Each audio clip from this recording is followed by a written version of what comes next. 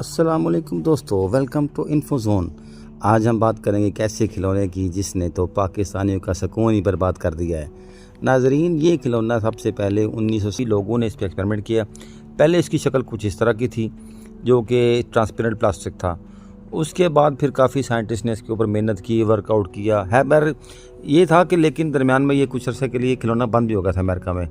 अभी दोबारा भी ये शेप में दोबारा आ चुका है। ये इसकी प्लास्टिक थोड़ी हार्ड है, तो हार्ड प्लास्टिक की वजह से अभी ये है कि बच्चों के ज़ख्मी होने का इस्तेमाल थोड़ा कम है।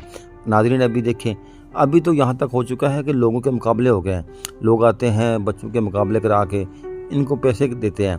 अब मैं आपको बताता हूँ कि अभी रिसेंटली हाल ही में कुछ लोग बच्चे लाहौर से गुजरांवाला ये चैलेंज कबूल करने आए थे, और अभी आप देखेंगे कि कैसे कैसे लोगों के मुकाबले चल रहे हैं। यहाँ पे इनाम मिलते हैं बच्चों को। अभी ये देखें बच्चा, जैसे ये कितनी हमा गोश्तन से लगा हुआ है और इनको दुनिया जहान की कोई परवाह नहीं है। अभी देखें बच्चा जीत गया है, इसने इनको इनाम दे दिया है। अभी ये भी देखें, स्क्रीन तो आपको नज़र आ रहा होगा, ये कितने बच्चे लगे हुए हैं और ये सब मुकाबला चल रहा है।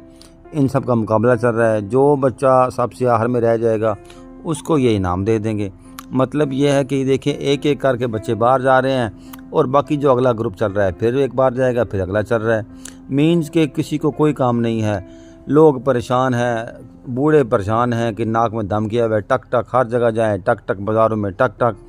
किसी का हाथ ज़ख्मी है तो किसी का नाक ज़ख्मी है। नाज़रीन, ये देखें, ये फारिग कौम की निशानियां हैं। अपने बच्चों को इससे बचाएं, इस ऐसी गेमों से दूर रखें। जज़ाकल्लाह, बहुत बहुत शुक्रिया आप सबका। वीडियो को लाइक, शेयर और सब्सक्राइब करें। Thank you.